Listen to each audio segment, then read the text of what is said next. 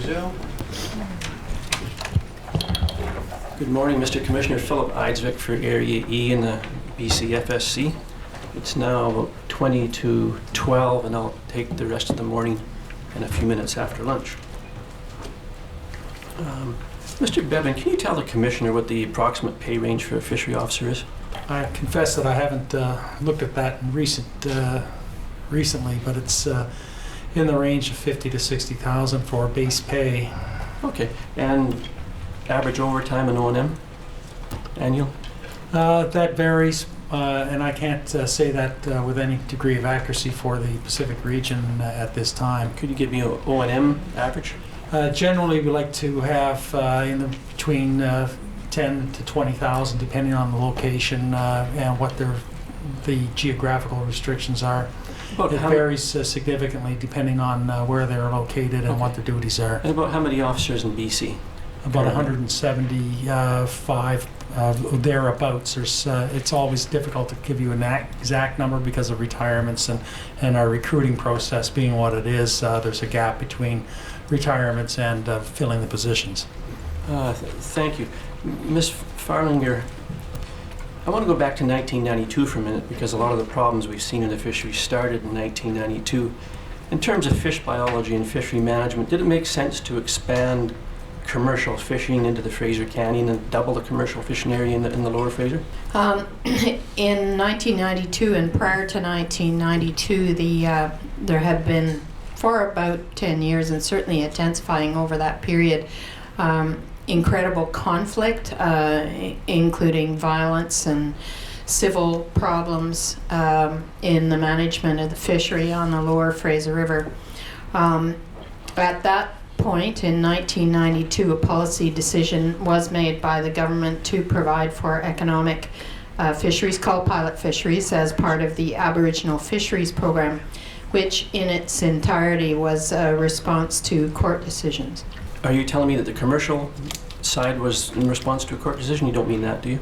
I mean, the program was in response to court decisions that required the Government of Canada to respect existing and potential rights. They were focused at the time on the food, social, and ceremonial fishery. So did it make sense in terms of fish biology to add 700 set nets in the Fraser Canyon, lower Fraser, during intensive sockeye fisheries? Wasn't the aim of the department at the time to try and reduce fishing pressure? It certainly was post that time, and I'm thinking of the Mifflin Plan and the Canadian Fisheries Adjustment and Restructuring Plan, an overall response of the department to international and domestic pressures to reduce the size of the salmon fleet by approximately half. This was rather than rather than increasing the size of the fishing power, this was transferring allocation to another user.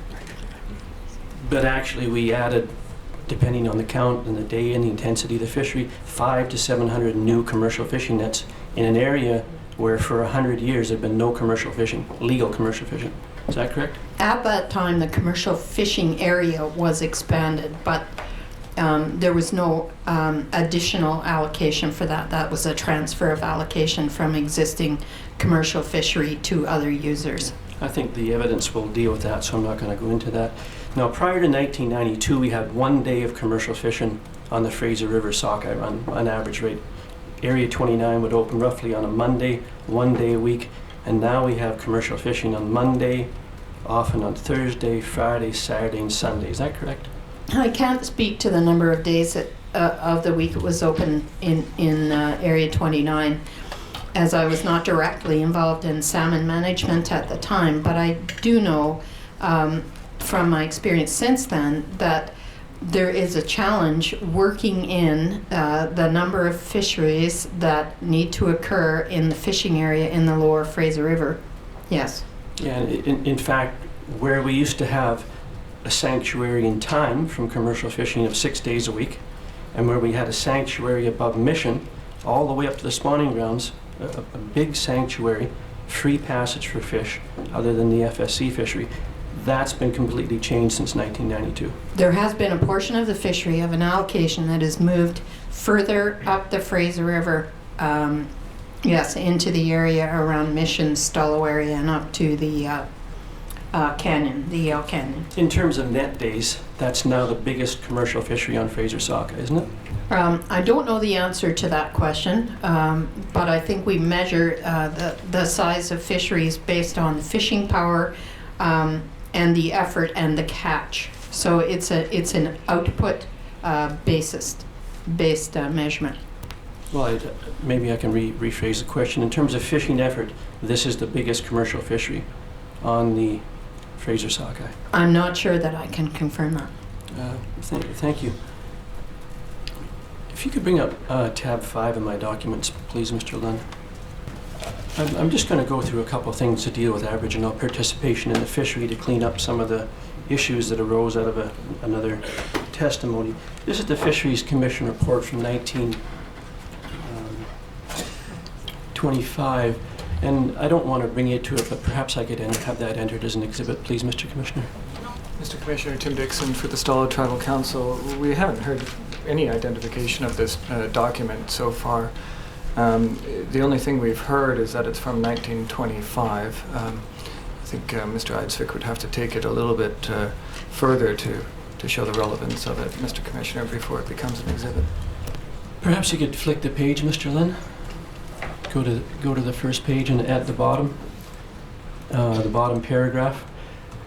I'm referring to the reduction in Orientals policy. The Department's view of eliminating the Oriental from fisheries in the province placed the entire industry in the hands of white British subjects and Canadian Indians appears to be working out well, as shown by statement number 10. And then it goes further to say that Orientals during the year 1925 held only 24% and so on. It deals with Aboriginal participation in the fishery and discrimination in the commercial fishery. It's obviously a government document. I don't think there should be any controversy over whether this is appropriate for this commission or not. Could I have that marked as an exhibit, please, Mr. Commissioner?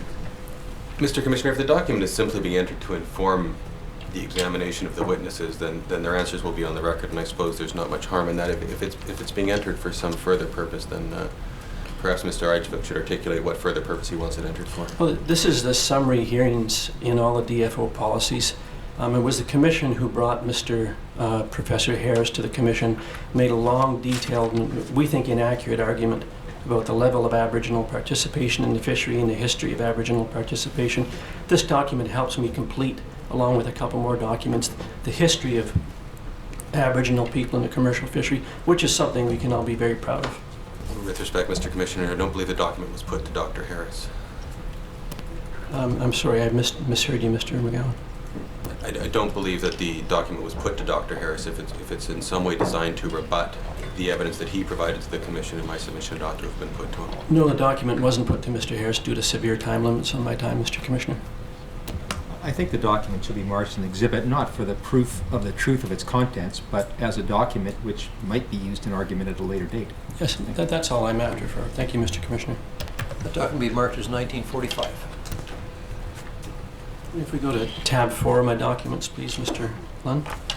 And if you can flick about 6 pages in and you'll see one that comes up, and it's the chapter 1. Keep going. Stop. Now the first paragraph says, Native Indian workers and producers have been important in some industries in British Columbia for well over a century. Would you agree that's especially the case in the commercial fishery, Ms. Farlinger? I think you've got the long-standing knowledge about the fishery here. It's certainly true that Aboriginal people in BC have a long history in the fishery, yes. And again, if I could have this marked as an exhibit, please, Mr. Commissioner, for the same purpose. 1946.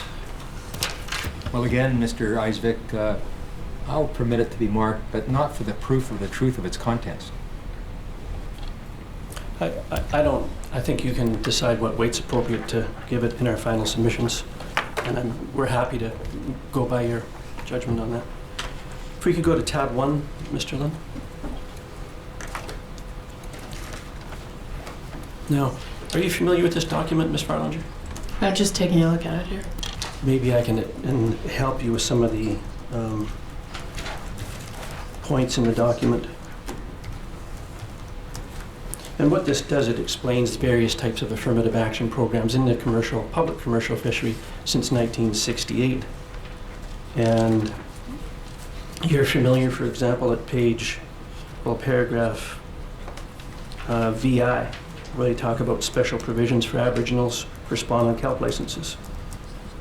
I'm sorry, where are you at, Mr. Agnew? I'm at page 68. It's in the top left. It's a bit hard to read at paragraph VI.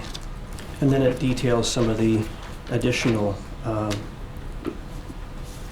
licensing issues concerning Aboriginal fishermen. And there's a number of license provisions there that are helpful. And one of the programs that you did, you're probably aware from it, because I think you spent some time up north, was when the department funded the buyout of the Cassiar Cannery and BC Packers commercial fishing fleet. Is that correct? Yes. And a lot of the people that fished those boats were Gitxam at Seward. Is that correct? There are a number of First Nations communities that fish those boats, and some of them are Gitxam. And they would come 300 miles inland to fish those boats and were quite successful at it. Well, their success, since the purchase of the licenses, in some years they were successful. In recent years, almost half those licenses have remained unfished. Perhaps we go to tab 6, Mr. Lunn. Yes, Commissioner. Tim Dixon again for the Stall Tribal Council, and I object vociferously to the admission of this document. If this is indeed an email chain, it's, as I review it, it's one that started off with Terry Glavin, who was a witness before this inquiry. This email chain should have been put to him so that he could comment on it. It is in relation, as I understand it from the email chain, to an underlying National Post article that is not with the email chain. It's all simply hearsay, it's all simply opinion. None of these witnesses can speak to this document, and it's entirely inappropriate to be put to him. Mr. Commissioner, we've had dozens and dozens and dozens of documents, email chains come before the witnesses, and quite often the individual witnesses weren't involved in the email chain, but the email was entered as an exhibit and was used for the purpose of cross-examination. I hate to break that policy now for a document that sheds some light on. Well, I think, Mr. Isley, what you should be doing is indicating to me in what area you plan to examine the witnesses upon with respect to this particular document and why it's relevant to your questions. Thank you, Mr. Commissioner. It's relevant because it explains the position and the debate around weak stock management and the wild salmon policy. There's some discussion with Mr. Walters. Mr. Glavin was a witness before the Commission. Appears to have a severe problem with the public commercial fishery. I think it's helpful to establish where people are coming from in their testimony. My preference would be if Mr. Glavin gave evidence about these matters, or other witnesses gave evidence that you would like to put to these witnesses, that you do so. I'll move on, Mr. Commissioner, to tab 10. Now, I brought you to the recommendations of this particular report. And if you look at the second paragraph, it talks about the best opportunity for restructuring the fishery lies in the development of terminal fisheries. There will be a reduction in the value of the fishery due to reduced fish quality. Nevertheless, cannery grade product can usually be obtained. Now, this is the policy explained in this paper is encapsulated in the policy that we've heard you explain, all the witnesses explain a number of times, about the desire to move to terminal fisheries. Is that correct? This is one of the justifications, protect biodiversity. With respect to this particular report, which I can't say I have read for probably 4 or 5 years, there are arguments made in here about the usefulness of a terminal fishery, but as I've mentioned on several occasions, there's a variety of strategies and directional tests in place in terms of how to make the fishery more selective and therefore deal with weak stocks in a variety of ways. Inland fisheries is one of those ways. So would you agree with that statement then, Nick? With what statement, sorry? The statement in the second paragraph under restructuring of the commercial fishery. No, I would say it is one of many strategies for taking a look at how the fishery is prosecuted in order to avoid the weak stocks. Okay, if we could have this entered as an exhibit, please, Mr. Commissioner. 1947. If we could go to Exhibit 75, please, Mr. Lund, and page 208. Yes, it's a bit of a ways in it. I'm sorry, Mr. Lund.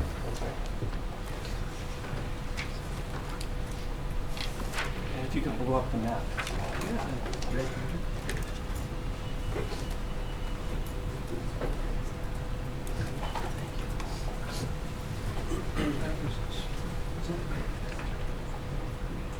If not, this is an exhibit already filed, Mr. Commissioner. If you look at the map, perhaps Ms. Farringer could answer this question for me again. We've tried to rebuild the Upper Adams sockeye for many, many years and had some success, but haven't reached anywhere near the capacity of its spawning grounds, have we? Upper Adams sockeye. I certainly agree with you that we've been working on rebuilding various stocks in the Fraser River, including Shuswap sockeye at some point.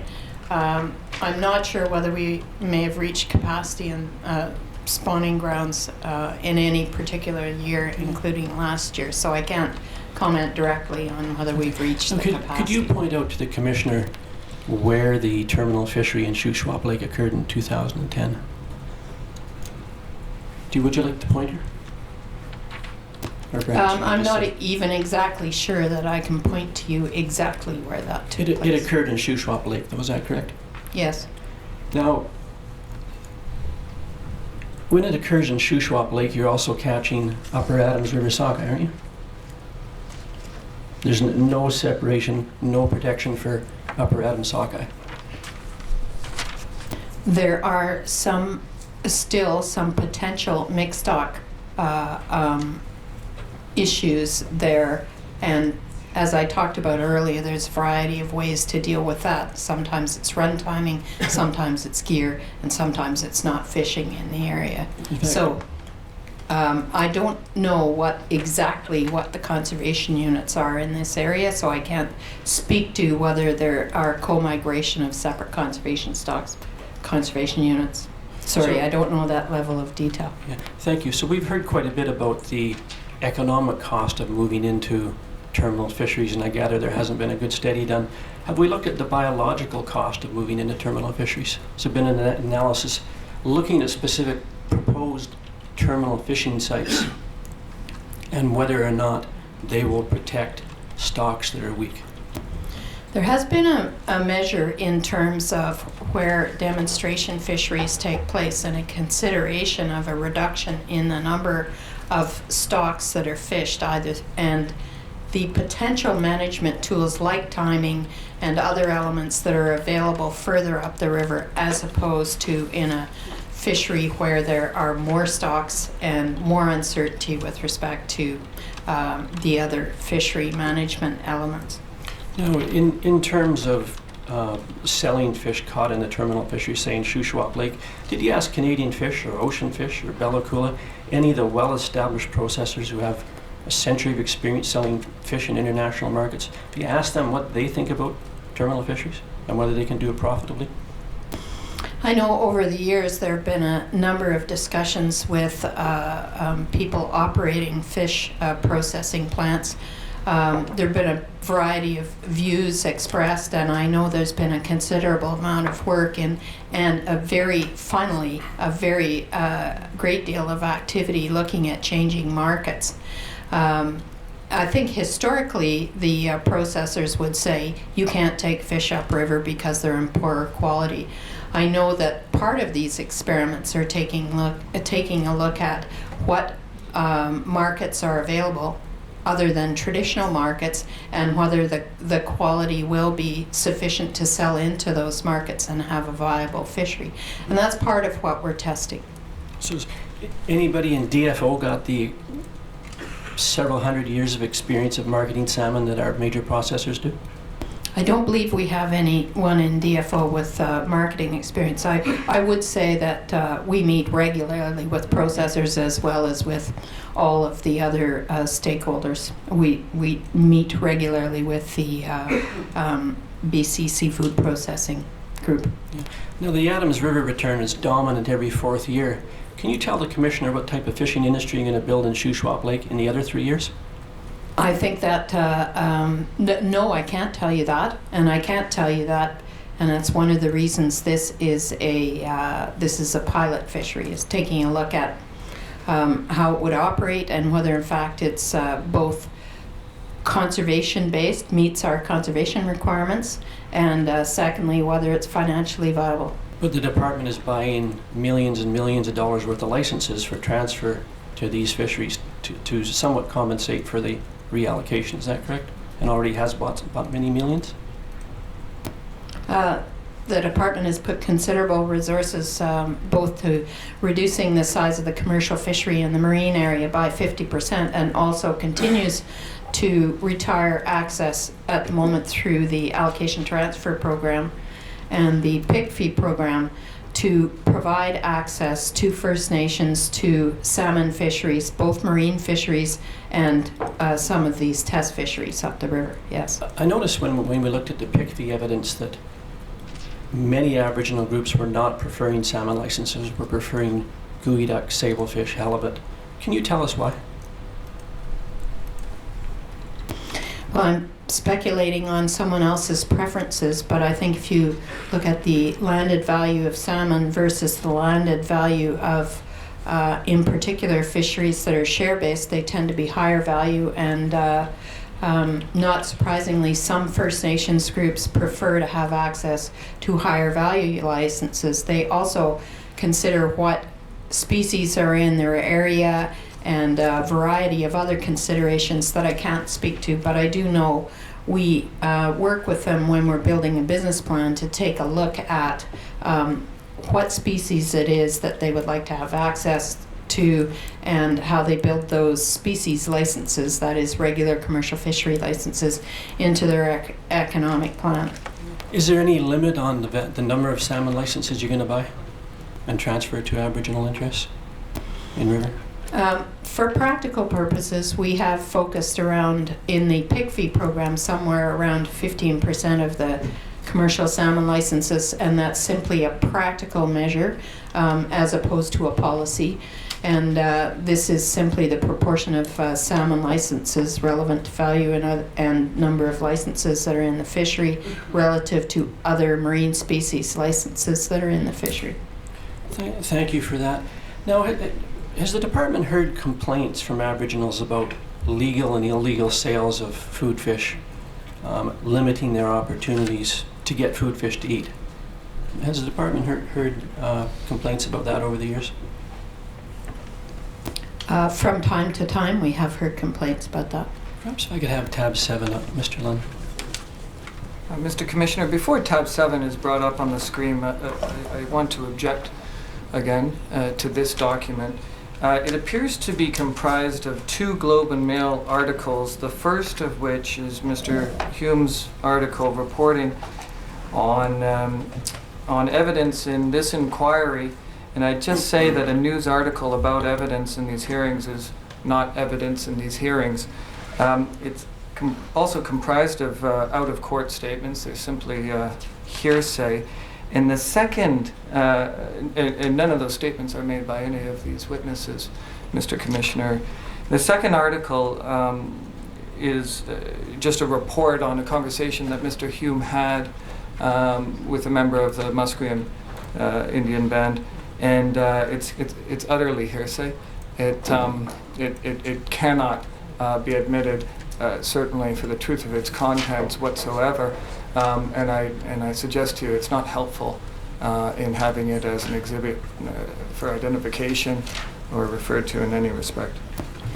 Mr. Commissioner. Perhaps just add to Mr. Dixon's objection one observation, and that is some of the statements in at least one of these articles are attributed to Mr. Cray, who was here as a witness after the date this article was published, and to my recollection the articles were not put to Mr. Cray.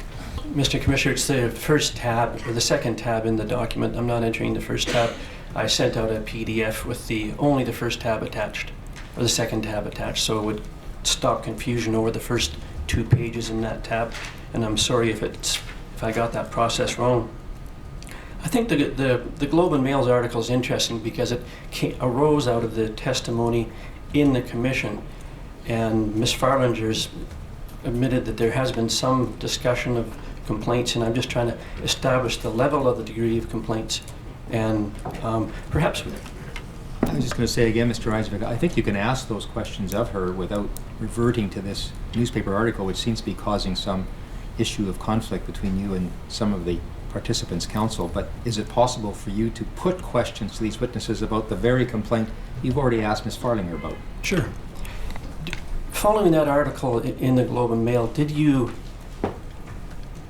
call Ms. Sparrow and ask her? Maybe for the witness we can actually have the article up. I think it's not up because Mr. Dixon objected to that, but now the witness is going to be confused unless she can see what's being spoken of. To the extent Mr. Eisvik is asking about any potential response to complaints that they were alerted to through the newspaper article, that question may well be fair, and perhaps we should have the article up and hear the question. Mr. Commissioner, if it helps at all, when I was debating whether to enter these newspaper articles, I reviewed the Supreme Court of Canada's decision in the United States in Burns, and the court relied upon articles by the Chicago Tribune and the New York Times, and given the little bit looser rules in this Commission on Evidence, it seems appropriate to have it in there. Oh, Mr. Commissioner, that is such a different context, and that's not helpful whatsoever. The practices of the Supreme Court of Canada, which often allows for Brandeis briefs, is entirely different than here. I think we can dispose of the article. I can get around it. Ms. Farlinger, did you read the article in question? I do believe that at the time it came out, I read the article. Did you contact Ms. Sparrow? I did not. Did anybody in your department? Not to my knowledge, but they may have. Now, isn't DFO's prime duty in terms of allocating sockeye to ensure that food, social, and ceremonial needs are met? Consistent with the allocation policy, the first priority for access after conservation is food, social, and ceremonial fisheries. Yeah. Now, the public commercial fishery, or what I call the all-citizens commercial fishery, is often closed to ensure that FSC needs are satisfied. Why isn't this commercial fishery closed to ensure that they're satisfied? It is. It's a requirement of the agreement that sets up the conditions of the fishery. Well, we just heard Ms. Sparrow say that that fishery is interfering with her ability to get fish. We heard no such thing, Mr. Commissioner. We did not hear Ms. Sparrow say anything. The article is not in evidence and it ought not to be. I don't mind if Ms. Farlinger is asked about her reaction to reading the article. There's nothing wrong with that. But Mr. Eisvik, of course, wants to put in statements from the article as if they were true. He has not proven that, and that ought not to be done here on such a hearsay basis. I have a second. Were you aware of the complaint by the Stolo grandmother that she wasn't getting food fish and she took an ad out in a newspaper to say, I'll buy sports fish? I was not specifically aware of that complaint, but we do have, as I've pointed out, some 50 fishery managers who consult with First Nations on a regular basis, and specifically for any economic opportunity agreements that are negotiated with First Nations, there is a requirement in that agreement to ensure that the food, social, and ceremonial fishery allocations will be met prior to agreement to an economic fishery. So that's a nice clause in a piece of paper that somebody signs in an office. What do you do actually to ensure on the river and in the communities that people who need food fish are getting it? We do a number of things, certainly in terms of the way we prosecute the order of the fisheries. We negotiate the agreements and get the agreement and the signatures of the First Nations leaders who will be prosecuting those fisheries, that they will ensure that that happens. There are various other management measures that are put in place to ensure that fisheries happen in the time and space that they are intended to happen. And then also on the enforcement side, not on the management side specifically, but on the enforcement side, looking at those conditions of the agreements that have been negotiated and ensuring through one method, enforcement method or another, that the fisheries are being enacted in compliance with those agreements. So I gather through all of that long answer that you don't actually go into communities and just ask people, have you got your food fish? We indeed do go to Aboriginal communities. We spend a good deal of time talking with the communities. Occasionally we're only talking with the leaders. Sometimes we're talking with the entire communities. There's a variety of situations in which we hear from Aboriginal communities and have staff who are specifically dedicated to doing that in terms of negotiating the fishing arrangements for FSC and any fishing arrangements that may pertain with respect to an economic opportunity. So the fundamental change in the fishery, when you change from a fishery that's for food versus I catch 100 fish, I want to give 10 to my grandmother, versus a fishery in which I get money, you don't see that fishery is fundamentally different from a food fishery and change all the dynamics in the community.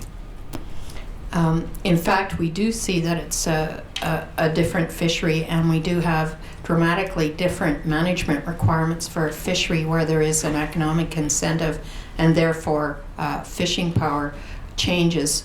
It's a very basic premise of fishery management where you're looking at what I'm going to use a generic term, which might be subsistence type fisheries, where there is, as one might say in a theoretical term, a natural limit versus an economic fishery, that they require completely different management structures, and we do have those in place. Yeah. I have one more question on the grandmother with her place in the ad in the newspaper regarding her inability to get food fish. Given there was an ad in the newspaper and the seriousness as which we should deal with FSC allocations, isn't that something that should have been brought to your attention and dealt with? As RDG, isn't that your job to make sure that these FSC allocations are met? It's certainly my job to put the systems and processes and tools in place so that the managers on the ground can deliver the departmental programs in accordance with the policies that are set out. So that does mean occasionally individual matters are brought to my attention, and often those matters are handled at the operational level, and I will hear only generally about them rather than specifically. Thank you. Were you aware in the late 1990s and kind of early 2000s of a pretty serious mackerel predation problem on Vancouver Island, Barkley Sound? Do you remember that, the Big Mac attack? I'm generally aware of that, yes. Yeah. Even caused some grief in the test fishery because there were so many test boats were catching so many mackerel. You that familiar with it?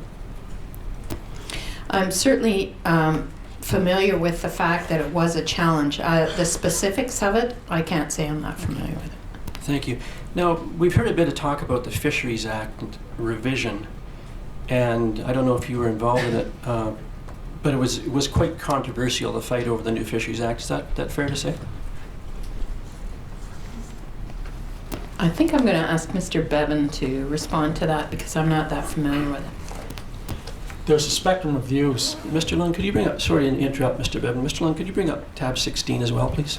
Spectrum of views relevant to the Fisheries Act. What we attempted to do in conjunction with the minister of the day was to find the middle ground in that spectrum of views. There are those who want the fishery to be based on something more akin to property rights. Others that wish to have the issue of common property enshrined. There are different views on which of the considerations the minister would have to take in or have to consider in making a decision which ones would take precedence versus which ones Are wouldn't. you So familiar with the document on the screen? I'm familiar with C45. You're familiar with C45. You didn't actually see the criticism of C45 directed? There's a great deal of different views. We had huge binders full of views from various stakeholders. This is obviously one. Yeah. And the point I'm only trying to make is it was an issue of pretty serious controversy across the country, enough that the government dropped the act. There was no consensus on the part of stakeholders relevant to the various compromises that would be required. And that's just a history of our current act, actually. There's very little compromise in many parts of the fishery because people know the minister's going to make a decision, and they brought that kind of approach to the act. And instead of working together to modernize it, there were people just putting the markers down. Okay, well, you said you were familiar with C45, and we've talked a lot about habitat here today. And I want to know if one of the provisions in C45, it was a revision to the Habitat Protection Clause in the existing act commonly referred to as HADD or HADD. And the revision required that Crown Counsel in a prosecution would have to prove that a disruption to fishery habitat was prohibited, but with the additional clause that it had to be proved harmful.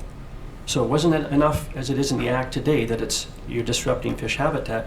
You had to prove that disruption was harmful. Now that would be a considerable burden put on any Crown prosecutor, wouldn't it? I'm not sure that I would necessarily agree to that. Clearly, what we're trying to prevent is harm to the fish habitat, and if the modification doesn't provide harm in the current context, there may not be a HAD.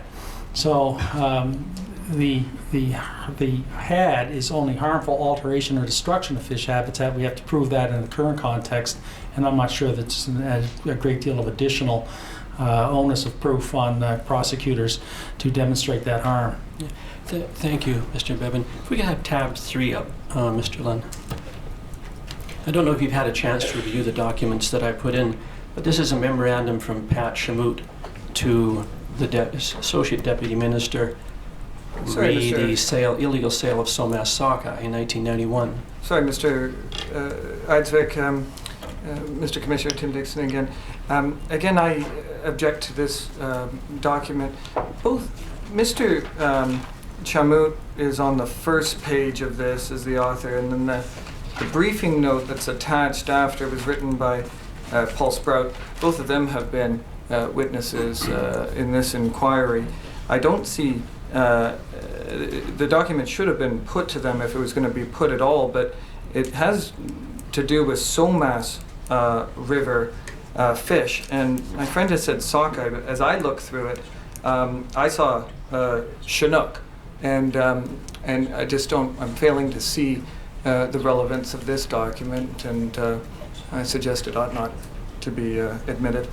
Mr. Commissioner, I know I'm getting a large number of objections to documents that deal with the exact context of what this commission is dealing with. This particular document deals with the evidence that was given by Randy Nelson concerning food fish being stored in commercial cold storage facilities. This document goes back some 15 years prior to Mr. Nelson's testimony, and what I'm trying to establish is the length and the time that this problem has existed in the department without being fixed. Yes, Mr. Commissioner. Mr. Began, I'm going to allow him to ask the question. I'd like to know what the document is. I haven't seen it or been taken to it yet. Yes, Mr. Commissioner, as a point of order, I was simply rising to suggest that there are a number of submissions being made about relevance before the question's been heard. My submission is difficult to assess the relevance of the potential answer until we've heard the question. And I think the appropriate way in which to handle the evidence in the examination that's taking place is for counsel to pose their question, and then for counsel who may have objections to object to the question once it's been asked. If we go to the second page of the document and the last paragraph in it, and they're talking about large numbers of Chinook being stored in cold storage plants in the lower mainland in Washington. And this particular document goes further to talk about that since there's been no actual sale of the fish, DFO can't seize the fish, even though it's being stored in commercial facilities. And then if we go into paragraph 2 of that memo, it talks about that the uculate ban's been directed to, or sorry, Chinook caught by the uculate ban is in a number of plants in Vancouver and Washington, and fairly big values. And now the fish is no longer in the plant. Now if we go back to the very first page at the bottom, I should point out, however, that the difficulty of obtaining necessary evidence to sustain charges for the illegal sale of food fish. Once fish enters a commercial facility, ostensibly for storage, it is virtually impossible to control or to obtain evidence that the fish have entered commercial markets. Now this memo was written in October 21st, 1991. Mr. Nelson gave almost identical evidence to this problem in 2006 in their Project Ice Storm. Can you tell me why, after 15 years, the department hasn't got a handle on this problem? Well, I think under the requirement for evidence, we have to actually see the fish being sold. So that does create a fairly significant challenge. I can't comment on the specifics of this, and I can't make a relationship tie in between this memo, which is about something I'm not familiar with, and Mr. Nelson's evidence. But clearly, there's a requirement to have evidence to take people before the court, and that evidence has to be based on a proof of sale. No, And that isn't creates a challenge. isn't that the real problem in the enforcement of the food fishery? Is you can't separate, you can't identify what's been caught in a food fishery versus what's been caught in a legal commercial fishery. Well, Isn't that actually- the real problem? Actually, what we are doing now is separating FSC from the commercial opportunities, economic opportunities, in order to make that a much clearer separation so that we can have more capacity to ensure that the FSC is used for its intended purpose. So when these fish caught in your FSC separate fishery versus a commercial fishery are put in a cold storage plant, if I walk into the plant, pull one fish out of one tote and one fish out of the other tote, can you tell the difference between the two fish? No. Exactly, thank you. If I may have been silent on this, but that doesn't, the reason we have evidence is to prove that something has actually happened. So the absence of having the evidence doesn't also mean that we can make the assumption that it has happened. I appreciate your clarification, Deputy. I'm going to move on to science for a minute and have a few questions for Ms. Richards. Perhaps I can get it before the lunch break. Now, Ms. Richards, at Exhibit 1738, we don't have to go there. Oh, perhaps, Mr. Commissioner, it'd be helpful to have, now that you understand why I wanted that document in as evidence, to have it marked as an exhibit. I'll allow it marked for identification purposes, Mr. Reiser. Thank you very much. Thank you. Unclear which one that is. The sale of native food fish, Somas River, October 21st. our tab Tab 3 of Mr. Tab Reiser's 3? document. tab 3. Thank you. For identification? You No, marked as- Ms. Richards, are you aware of the problem of dropouts and set nets, fishing in fast? Mr. Reiser. Oh, I'm sorry, Mr. That'll Commissioner. be marked for LLL, triple L. Ms. Richards, thank you for your patience. Were you aware of the problem of dropouts and set nets, fishing in fast water? I've heard a little about this, but I have to say that I'm not very familiar with this particular line of problem. Were you aware of the research by Bob Gould, a fisheries biologist from the Stikine, into it? Not specifically, no. Were you aware that PSARC recommended in 1994 that it conduct research, DFO conduct research into this issue? That's going back quite some significant time, and I can't say that I may have been, but I can't recall that. Were you aware that the Parliamentary Standing Committee in 2004 said conduct research on this issue? I certainly, I know that we were doing some work on selective fishing that was associated with the programs that we just discussed, but I can't recall any of those specifics from that time frame. Were you aware that Mr. Gould thought that if you didn't pick a set net for a 24-hour period, you'd land one fish and 5 would drop out of the net but be dead? I already told you that I'm not personally familiar with the information at that level of detail. If I could have tab 12 brought up, please, Mr. Lunn. And I'll go through these quickly. These are easy, non-controversial documents, Mr. Commissioner. This is the Lower Fraser, taken from the DFO website, opening times. Now, you'll note that there's no specific title on the page, but given that the fishery starts January 31st, it would either be a ceremonial or a list of communal licenses. Is that correct, Ms. Farlanger? Because there's no commercial fishery in January 31st on salmon for Aboriginal groups, is there? I'm assuming that that's correct. I'm assuming that the fisheries on the dates listed would be fisheries for food, social, and ceremonial fisheries. Yeah. And it'd either be ceremonial or FSC, or I don't understand the difference sometimes, but you know what I'm getting at. Because you list these licenses separately, correct? I believe that's the case. I don't think I can confirm it absolutely, but I certainly wouldn't expect to have a commercial salmon fishery during this period, and they would very likely be food, social, and ceremonial. Could we go to tab licenses. 13, Mr. Lund, please? And again, we have an opening on January 31st. A different list of documents. This one's quite long, 21 pages of openings. This would probably be the communal licenses for the Lower Fraser versus the ceremonial, given it's 21 pages. You issue more communal licenses than ceremonial licenses in a year, don't you? We issue FSC communal licenses, and ceremonial licenses are issued on a specific basis for a specific occasion of one kind or another. Thank you. If we could go to tab 14, please, Mr. Lund. And given this opening starts August 15th, these would be the economic opportunity openings. Is that fair to say, Ms. Farlanger? There are both FSC fisheries and economic opportunity fisheries, and unless it speaks here to which one those are, I would just be guessing. This is 5 pages of openings beginning on August the 15th versus the openings that began on January 31st. Which would it be? Would it be commercial or food? I think that both those fisheries occur over that period. I mean, they look to me like commercial fisheries, but I can't confirm it.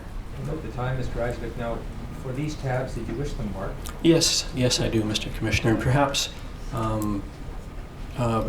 they're non-controversial. Then will be the next 3 exhibit numbers, Mr. Giles. Tab 12, 13, and 14. Tab 12 will be marked as 1948. Tab 13, 1949. Tab 14, 1950. Thank you, Mr. Commissioner. Lunch break. Thank you very much, Mr. Isaac. Hearing now adjourned until 2 o'clock.